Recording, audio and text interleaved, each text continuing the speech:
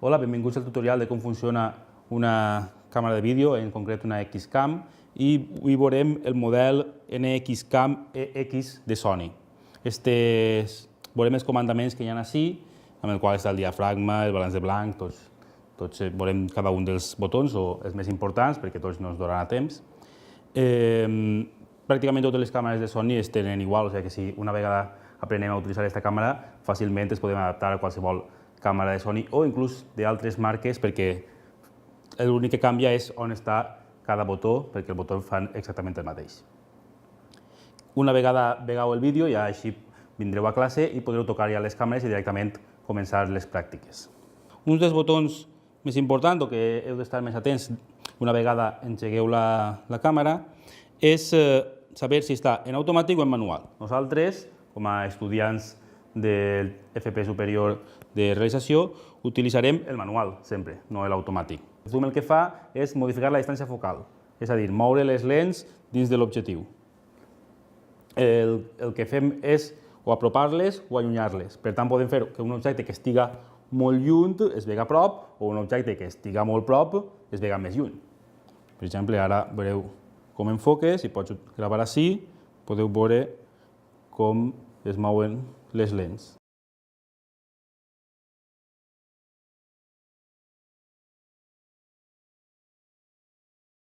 Com fem zoom? Així tenim, en aquesta càmera tenim tres possibilitats. O a través d'esta roda, en la qual ho podem fer en la mà esquerra. Si volem fer-ho en la mà dreta, tenim ací dos botons, el qual tenim per apropar o per allunyar. O si utilitzem la càmera d'esta forma, i així, si l'estem agafant per ací, sempre amb la mà per baix, i així dos botons que també mouen el zoom. La tercera roda és el diafragma. El diafragma el que fa és marcar-nos la llum que entra per la lent. Quan més obert estiga, més llum tenim, i quan més tancat, menys llum. Aleshores, el que cal fer és posar-lo en manual, i amb aquest botó que diu iris, podem posar-lo en automàtic o en manual. Recordeu que nosaltres sempre treballem en manual. En algun moment es pot treballar en automàtic, però preferiblement en manual. Aleshores, per a canviar el diafragma, el que fem és moure-lo. Cap a un costat el tanquem i cap a l'altre l'obrim. I quan vegam, ara per exemple, està cremat, hi ha massa llum, i si el tanquem molt, està molt oscur i no es veu bé.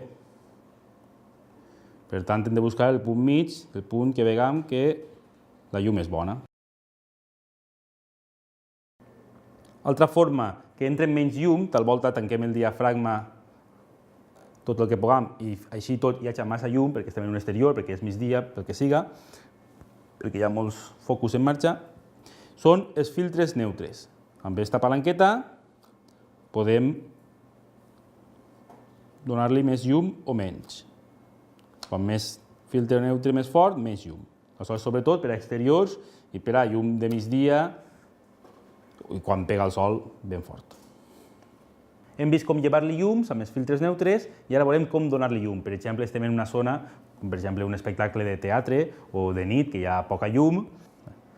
Per tant, tenim la ganància, que és aquesta palanqueta d'ací, la qual el que fa és augmentar la llum d'una manera analògica, no digital.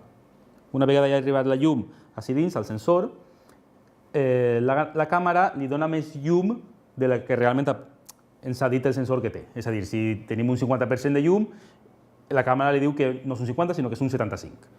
I ho fem amb aquesta palanqueta. Ara tenim la ganància a 0 i ara li donem més llum a les zones més oscures i així encara li donem més llum. El problema de la ganància és que ens clava soroll, és a dir, hi ha molt de gra per a les imatges, sobretot en les zones negres per qualitat. Per això és preferible no utilitzar-la molt, però si és imprescindible s'ha d'utilitzar ganància. L'última forma que tenim en la càmera per a regular la quantitat de llum que entra és la freqüència d'obturació o el shooter en anglès. Aquesta rota d'ací. Amb el shooter li diguem les vegades per segon que la càmera ha de capturar la pantalla, és a dir, la freqüència en la qual ella agarrarà en un segon imatges de la realitat. Ara la tenim a 100 hercis, el que significa que cada segon la càmera està fent 100 fotogrames. Però això ho podem canviar. Quan menys hercis, més llum entrarà, perquè cada imatge estarà més temps pegant-li la llum. I al revés, quan més imatges per segon tindrem, menys llum. També ens serveix per a gravar pantalles d'ordinador, com per exemple la que estem veient, a 100 hercis es veu que tremola la pantalla, perquè els hercis de la pantalla no estan sincronitzats amb els hercis de la càmera. Però si jo pose a 60 hercis la càmera, la pantalla està a 60 hercis. Per tant, tenim la pantalla ben clara. I fins així els principals mecanismes de com entra la llum dins d'una càmera. Hem vist com enfocar, hem vist el zoom, hem vist el diafragma, hem vist la ganància, hem vist els filtres ND, els filtres neutres, i hem vist el shooter o la freqüència d'obturació.